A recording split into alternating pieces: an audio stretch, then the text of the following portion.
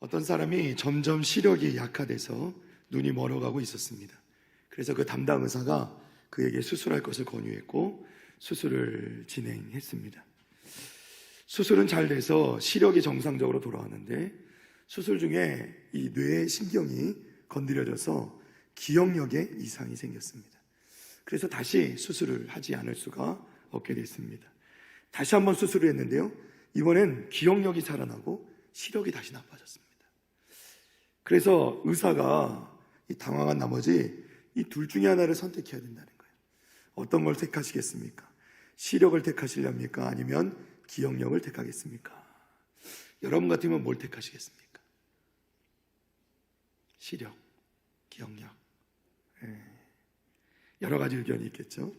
이 환자는 시력을 택했다고 합니다.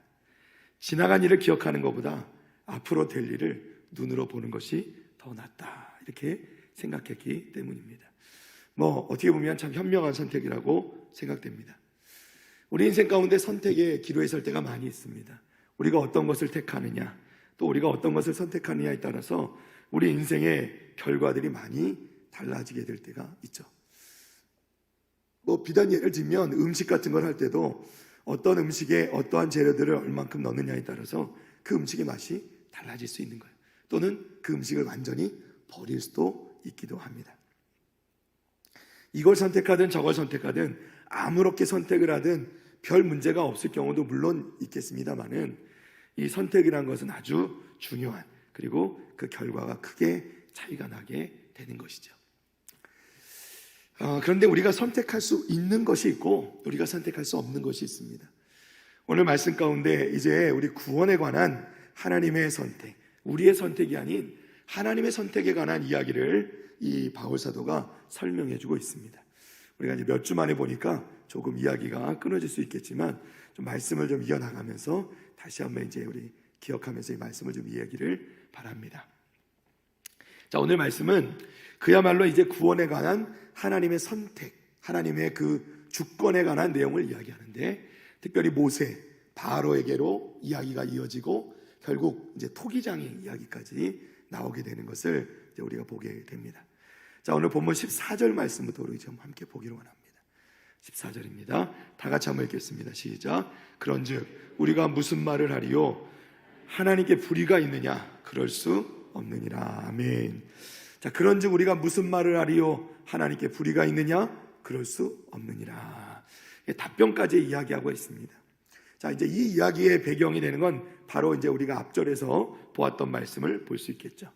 앞절 말씀에 보면 큰 자가 어린 자를 섬기는 일로 곧 야곱은 사랑하고 에서는 미워한다라는 이 하나님의 말씀을 가지고 설명을 하는 것입니다.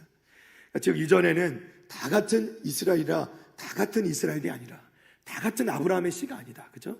이스마엘이 있고 이삭이 있지만 그 중에 이스마엘은 하나님의 씨가 아브라함의 씨가 아니라 하나님의 정통적인 그 씨앗, 그 혈통은 이삭이라야 가능한 것이다. 왜? 하나님의 약속은 사라에게서 난 자로 말미암는다 말씀하셨기 때문에. 그렇죠?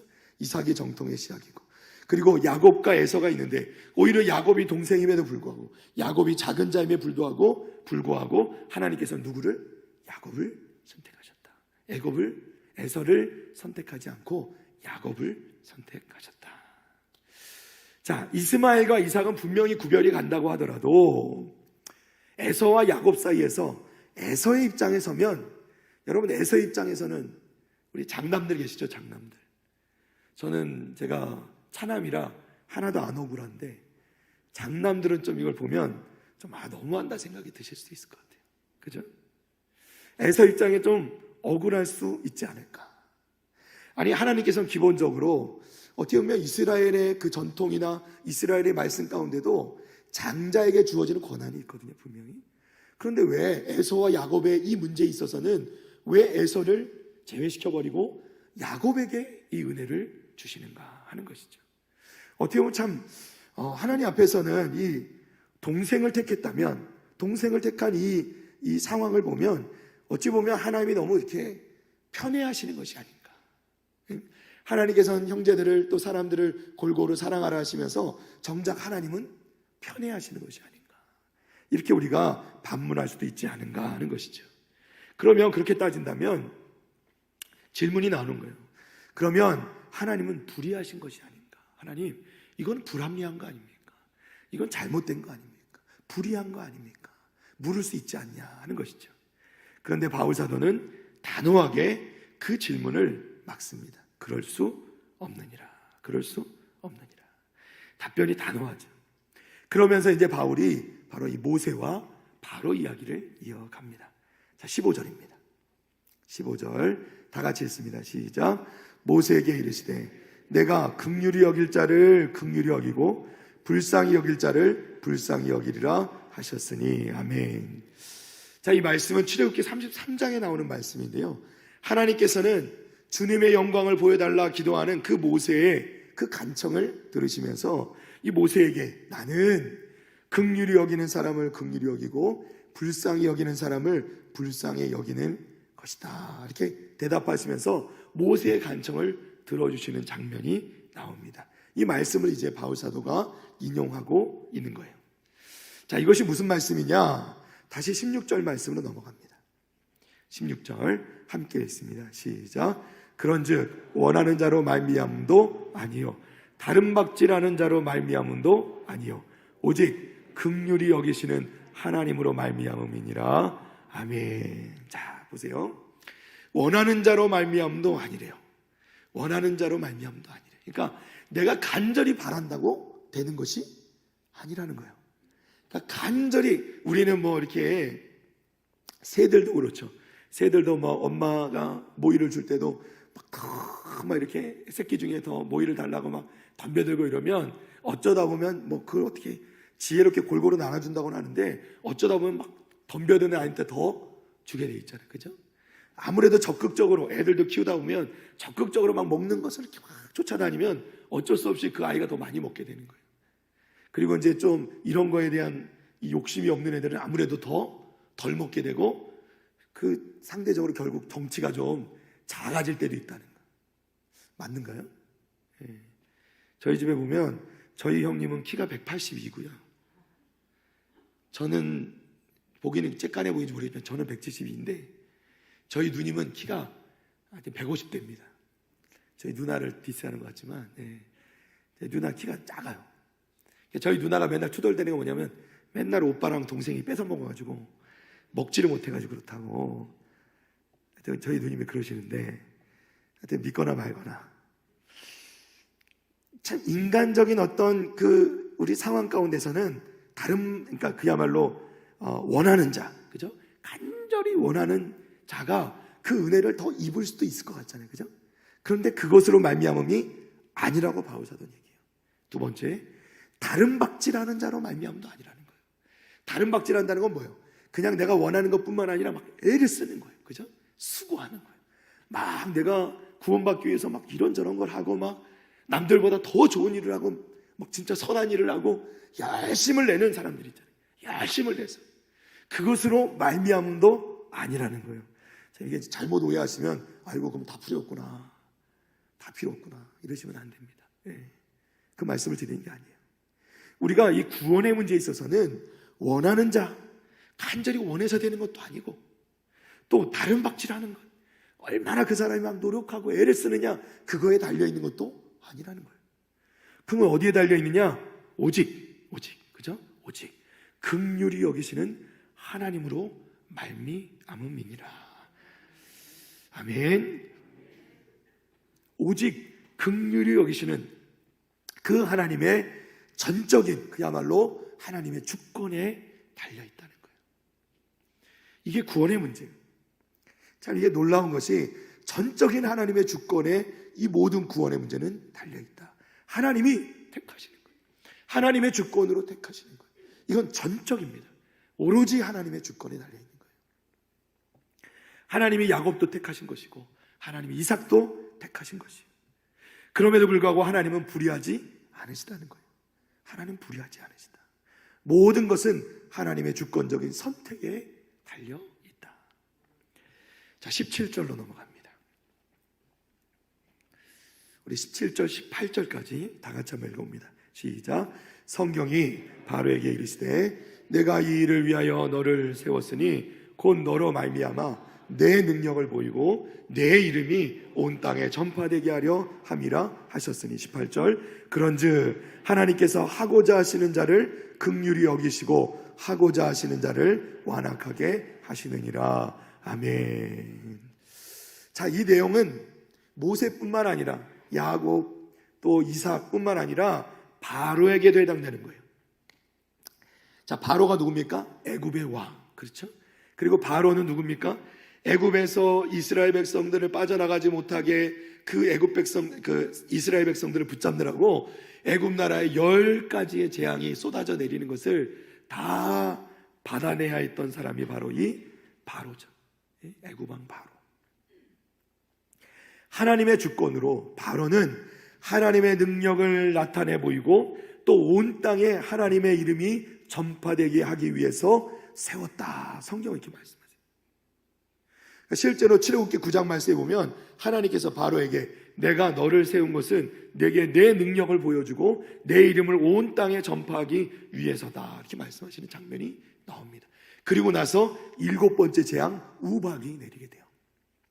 그리고 처음으로 이 우박이 내리면서 처음으로 이 바로가 먼저 하나님께 한번 굴복하게 됩니다. 하나님의 이름이 온 땅에 퍼지게 되고요. 여호와 하나님의 이름이 온 땅에 퍼지게 돼요.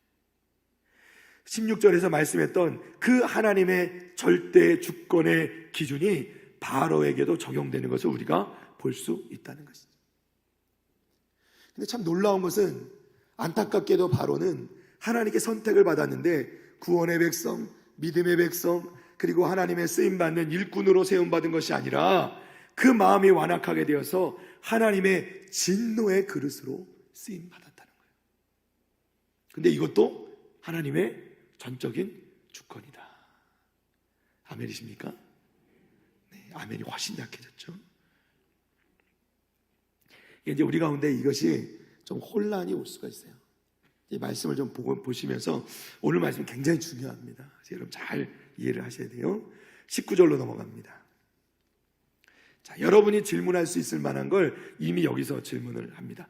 19절 다 같이 있습니다. 시작.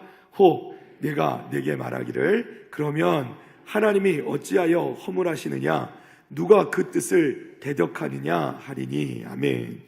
자, 이것이 무슨 말인지 잘 이해해 보십시오. 혹 내가 내게 말하기를 그러면 하나님이 어찌하여 허물하시느냐, 그러니까 어찌하여 내게 책임을 묻느냐 하는 거예요.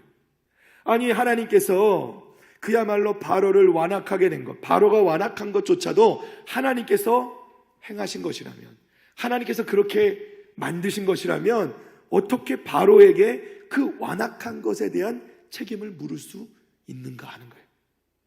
그럴듯하죠. 그죠? 아니, 하나님께서 이미 택하셔서 악한 자는 악하게, 선한 자는 선하게 세우셨으면 아니 그분의 뜻을 어떻게 거역할 수 있냐는 거예요. 하나님이 이 사람을 완악하게 만들었는데, 예를 들면 가룟 유다도 그렇죠. 예수님을 팔게 만들었는데 그러면 그 사람에게 죄가 있느냐는 거예요. 어쩔 수 없이 하나님이 그렇게 만들었으니 그렇게 갈 수밖에 없는 거 아니냐는 거예요.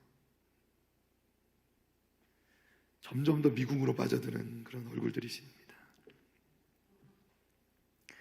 하나님께서 절대 주권 안에서, 하나님께서 우리 가운데 선언하신 그 절대 주권 안에서 우리의 모든 것들이 결정되어지고 그렇게 나갈 수밖에 없다면 당연히 여기에 이의를 제기할 수 있다는 거예요. 아니, 그러면 하나님께서 결국 모든 것을 하나님의 뜻대로 하시면 어째서 사람에게 책임을 묻으십니까? 우리가 어떻게 하나님의 뜻을 거스를 수 있겠습니까? 우리는 할 수 없는 것 아닙니까? 대체 누가 하나님의 뜻을 대적할 수 있단 말입니까? 바로에게 무슨 책임이 있을 수가 있습니까? 이렇게 말하는 것이죠. 그러니까 이 말씀 한 구절에 질문 하나에 하나님의 이 절대 주권, 그리고 이 사람의 책임이라는 것에 굉장히 어려운 이 난제가 발생하게 되는 것이죠. 자, 그런데 이것에 대해서 바울 사도가 이제 답변을 합니다. 스스로 질문하면서 동시에 바울 사도가 답변을 하는데요. 그 답변의 비유가 바로 이 토기장이의 비유입니다. 대답은 두 가지입니다. 하나는 하나님께서 토기장이라고 비유되면서 하나님께서 귀한 그릇과 천한 그릇을 만들 수 있는 절대 주권을 가지고 계시다는 거예요. 그러니까 토기장이가 천한 그릇과 귀한 그릇을 모두 만들 수 있고, 그것을 똑같은 흙이라도 그것으로 귀한 그릇을 만들기도 하고 천한 그릇을 만들기도 하는 이 모든 것에 대한 권한이 누구에게 있냐면 토기장에게 있다는 거죠. 마찬가지로 하나님에게 그 모든 것을 결정하는 권한이 있다는 거예요. 하나님께서 진노의 그릇을 만드시든 긍휼의 그릇을 만드시든 그것의 권한은 모두 하나님께 있다는 겁니다. 이것은 하나님의 절대 주권이라는 거예요. 그러니까 질문은, 아니 그러면 하나님께서 완악하기로 작정했으면 그것에 따른 책임은 누가 지는 겁니까? 책임을 묻고 있는데 대답은 역시 하나님의 주권이라 얘기하는 거예요. 자, 20절입니다. 함께 읽습니다. 시작. 이 사람아, 네가 누구이기에 감히 하나님께 반문하느냐? 지음을 받은 물건이 지은 자에게 어찌 나를 이같이 만들었느냐 말하겠느냐? 21절. 토기장이가 진흙 항덩이로 하나는 귀 있을 그릇을, 하나는 친히 있을 그릇을 만들 권한이 없느냐? 아멘. 토기장이가 그릇의 용도를 결정하는 권한을 가지듯이 하나님도 당신의 뜻대로 진노의 그릇과 긍휼의 그릇을 만들 권한을 가지고 계시다는 거예요. 왜 나를 이렇게 만들었습니까? 반문할 수 없듯이 사람도 감히 하나님께 그렇게 반문할 수 없다는 겁니다. 이것은 우리는 피조물이고 하나님은 우리를 창조하신 창조자이시기 때문이에요. 피조물에게는 권한이 없다는 거예요. 이것은 전적으로 창조주에게 있는 권한이라는 겁니다. 그러니까 어떻게 보면 말씀드렸듯이 바울 사도는 지금 책임을 묻는 질문에 오로지 하나님의 절대 주권만을 말씀하고 있는 거예요. 조금 더 나가봅니다. 22절입니다. 22절, 23절 함께 읽습니다. 시작. 만일 하나님이 그의 진노를 보이시고 그의 능력을 알게 하고자 하사 멸하기로 준비된 진노의 그릇을 오래 참으심으로 관용하시고 또한 영광 받기로 예비하신 바 긍휼의 그릇에 대하여 그 영광의 풍성함을 알게 하고자 하셨을지라도 무슨 말을 하리요? 아멘. 할렐루야. 그러니까 그러함에도 불구하고 하나님께서는 이 모든 것들, 하나님께서 진노의 그릇을 만드시고 긍휼의 그릇을 만드시고 그것을 택하신 바 하나님의 주권 안에 두시는 그 하나님, 그러니까 우리에게는 마치 책임이 없는 것처럼 보이고 그것에 대해서 질문조차도 허용하지 않는 것처럼 보이는데, 그러면 하나님 너무하시는 거 아니냐, 하나님 불의하시는 거 아니냐, 우리가 이렇게 질문할 수 없는 이유가 있다는 거예요. 뭐냐면 하나님께서는요, 마구 폭력을 휘두르시는 무자비한 폭군이나 그런 악한 왕이 아니시라는 거예요. 믿으십니까? 성경을 통틀어서 구약과 신약을 통해서 여호와 하나님, 우리가 믿는 그 하나님에 대해서 우리에게 말씀으로 소개하시는 그 하나님의 말씀을 우리가 읽어나가면, 그 하나님의 말씀을 읽으면서 그 하나님은 불공평하시고 불합리하시고 또 나쁜 폭력적이시고 그 하나님은 나쁜 하나님, 이렇게 우리가 생각할 수 없다는 거예요. 그 하나님은 항상 선하시고 인자하시고 자비하시며 우리를 향하신 그 사랑이 풍부하신 하나님이심을 우리는 깨달아 알게 되는 것이죠. 할렐루야. 그러니까 하나님께서는 22절 말씀에 진노의 그릇을 준비하십니다. 그런데 그 진노의 그릇에도 관용을 베푸신다는 거예요. 오래 참으신다는 거예요. 긍휼의 그릇은 그 긍휼의 그릇에 맞게 영광의 풍성함을 알게 하시고 그의 영광의 그 은혜를 그에게 허락하시고, 진노의 그릇은 그렇다고 마구 다루는 것이 아니라 진노의 그릇에도 하나님께서는 오래 참으시고 관용을 베푸신다. 그게 우리 하나님이시라는 거예요. 하나님께서는 절대 주권으로 결국은 나쁜 길로, 악한 길로 우리를 이끄시는 것이 아니라 항상 가장 선한 것으로 우리에게 베풀어 주시는 하나님이시라는 거예요.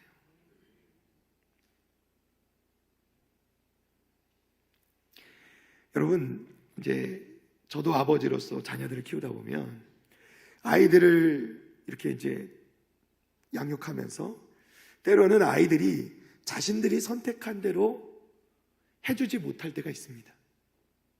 여러분들 그렇지 않습니까? 아이가 선택한 대로 무조건 부모로서 해줄 수 없을 때가 있어요. 어떨 때 그렇죠? 하지 말아야 될 것들. 부모가 아는 게 있단 말이에요. 물론 부모가 다 아는 건 아닙니다. 그러나 부모에게 분명한 것들이 있어요. 하나님을 믿어야 된다는 것. 신앙의 문제는 당연한 것이죠. 이 외에도 우리가 아이들이 막 떼를 쓰고 말도 안 되는 걸 고집을 피우고 잘못된 길로 나가려고 할 때가 있어요. 물론 때로는 교육상 우리 아이들이 이렇게 이제 또 날씨가 요즘 쌀쌀해지잖아요.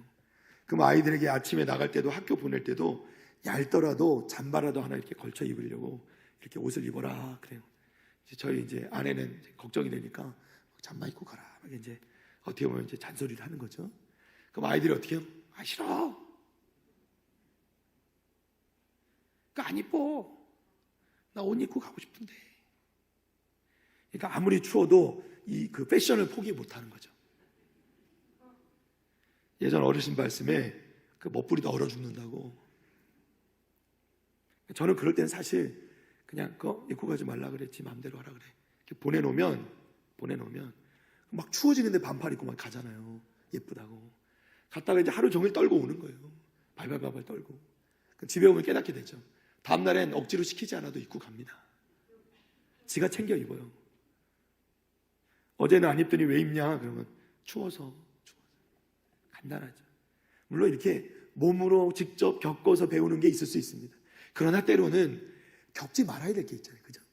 실수하면 아주 그 타격이 크고 상처가 클 만한 것들, 그 길로 가지 않아야 될 것들이 있죠. 이것은 막 부모가 막 협박을 해서라도 말려야 될 게 있어요. 그럴 때가 있습니다. 그런 시간이 분명히 있죠. 여러분, 그런데 그 당시에 자녀들은 그걸 받아들입니까? 못 받아들일 때가 있어요. 원망하죠. 왜 못하게 하느냐? 왜 나에게 못하게 하느냐? 왜 엄마 아빠는 나를 이렇게 못하게, 나를 이렇게 그냥 하지 말라고만 하느냐? 그냥 발버둥 치는 자녀들을 보게 될 때가 있죠. 근데 여러분, 결국 그 시간을 지나치고 나면, 그 시간을 지나고 나서 그것이 옳은 것이었습니다. 그것이 이 부모의 그 이야기가, 그 조언이 맞는 것이었음을 깨닫게 될 때가 분명히 있을까요? 없을까요? 있다는 거죠. 그러니까 우리가 그 당시에는 이해가 가지 않는 거예요. 그 당시에는 납득이 가지 않는 거예요. 왜냐하면 그 당시에 그 생각으로는, 그 경험으로는, 그 지식으로는, 그 지혜로는 알 수가 없는 부분이 있기 때문에. 어떤 때는 그래서 저도 저희 자녀들을 가르치면서 제가 입버릇처럼 하는 말이 있어. 너 아빠 못 믿어? 제가 할 때가 있어요. 너 아버지 못 믿냐? 너 아버지가 하라는 것 중에 나쁜 거 있었어? 이게 반협박을 할 때가 있어요. 그럼 애들이 이제 꼬리를 내리죠. 대답은 못해. 거기다 대놓고 있었지 그런 것도 이렇게 얘기하면 안 되잖아요. 그럼 저한테 혼나겠죠. 없었어요. 그러면 그래. 아무려는 아빠가 뭐 너한테 안 좋은 걸 시키겠어? 해보란 말이야. 해보면 너한테 좋은 거야. 아빠가 아니까 얘기하는 거지. 우리가 이렇게 얘기할 때가 분명히 있단 말이죠. 사랑하는 성도 여러분, 무슨 말씀을 드리냐면 우리가 하나님께서 택하시고 하나님의 주권, 그 절대 주권 가운데 이루어지는 일들을 우리가 다 이해할 수는 없다는 거예요. 그러나 우리가 분명하게 알아야 될 게 있어요. 하나님은 선하시다는 거예요. 하나님은 선하신 우리 아버지시라는 거예요. 하나님께서 이 세상에 그 나쁜 아버지도 자식에게 좋은 걸 줄 알거든. 하물며 하늘에 계신 우리 아버지께서 우리에게 좋은 것으로, 가장 좋은 것으로 성령으로 주시지 않겠느냐. 결국 우리가 깨달아야 될 건 뭐냐면, 우리가 하나님, 그러면 이 책임은 누가 지는 겁니까? 하나님, 이 책임은 누가 지는 겁니까? 우리가 왜 이런 책임을 지는 겁니까? 우리가 하나님을 원망할 일이 아니라 우리가 분명히 알아야 될 건 뭐냐면, 하나님의 절대 주권, 그 주권 안에서 하나님은 선하시다는 거예요. 하나님은 선하신 우리 아버지시라는 거예요. 하나님께서, 아버지 되신 우리 하나님께서 우리에게 주어주시고 우리에게 베풀어 주신 것 중에 나쁜 것이 없다는 거예요. 악한 것이 없다는 거예요. 그것이 때로는 우리를 힘들게 하는 것일지라도. 아멘입니까? 우리가 금요 성령 집회 때마다 말씀 나누는데 우리 광야학교가 있잖아요. 광야학교. 때로는 그것이 우리를 낮추고 우리를 힘들게 하고 우리를 배고프게 하고 우리를 정말 그 힘든 가운데 내모는 것처럼 느낄지라도 사실은 그것을 통해서 하나님께서 우리에게 주시고자 하는 마침내가 있단 말이죠.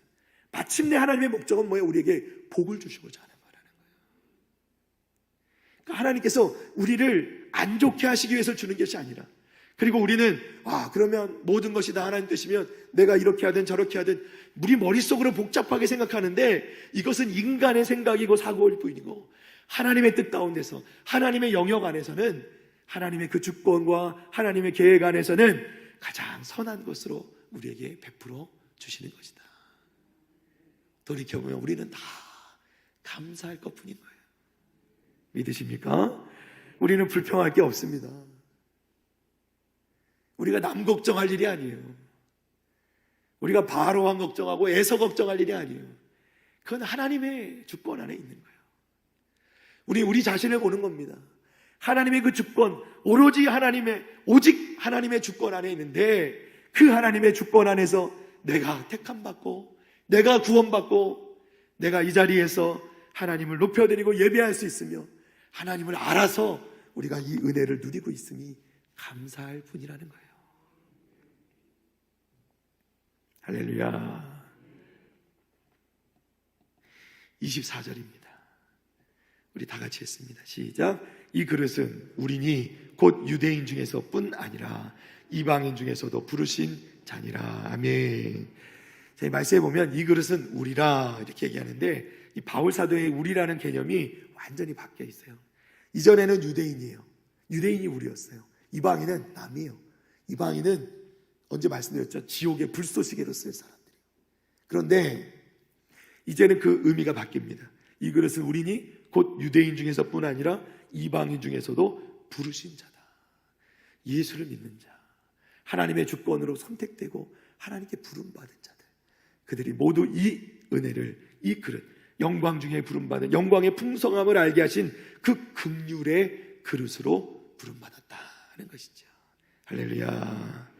우리 옆에 분들에게 한번 이렇게 선포했으면 좋겠습니다. 당신은 긍휼의 그릇입니다. 다른 쪽 분에게 말씀해 주세요. 당신은 선택되셨습니다. 할렐루야. 여러분, 이게 얼마나 대단한 일인지 몰라요. 선택받았다는 게 다른 것에 선택되는 게 아니라 하나님께 선택받았다는 게. 말씀을 정리합니다. 여러분, 우리가 살고 있는 시대는요, 개인의 자유 그리고 책임을 중시하는 시대이죠. 다른 사람들이 내 자유나 내 권리를 침범하는 것 난리가 나죠. 참지 못합니다. 그리고 책임을 다하지 않는 사람도 보면 좌시하지 않죠. 네, 우리는 손가락질하고 가차없이 그 사람들에게 벌을 내릴 때가 있다는 말이죠. 우리가 살아가는 사회가 이래요. 그러다 보니 우리는 우리의 사고 안에서 우리가 생각하는 자유, 책임, 이런 그 기준 안에서 하나님의 말씀, 하나님의 이 주권에 대해서도 그렇게 이해하려고 할 때가 많다는 거예요. 그러나 하나님의 절대 주권은 그렇게 이해할 수 있는 것이 아니라는 거예요. 하나님은 정의로우시고 하나님은 선하십니다. 하나님은 절대적으로 선하신 분이세요. 그렇게 우리가 먼저 인정하고 가는 거예요. 하나님은 절대로 악한 분이 아니시고 악한 왕이 아니시고, 하나님 우리를 다스리되 우리를 선한 길로 인도하시고 우리를 붙잡아 주실 때 우리의 모든 필요를 채우시고 우리를 긍휼히 여기시는 하나님이심을 믿으시기를 바랍니다. 이 믿음이 우리 가운데 있으면 하나님의 그 절대 주권을 우리가 인정할 때 기쁨으로 받아들일 수 있게 된다는 거예요.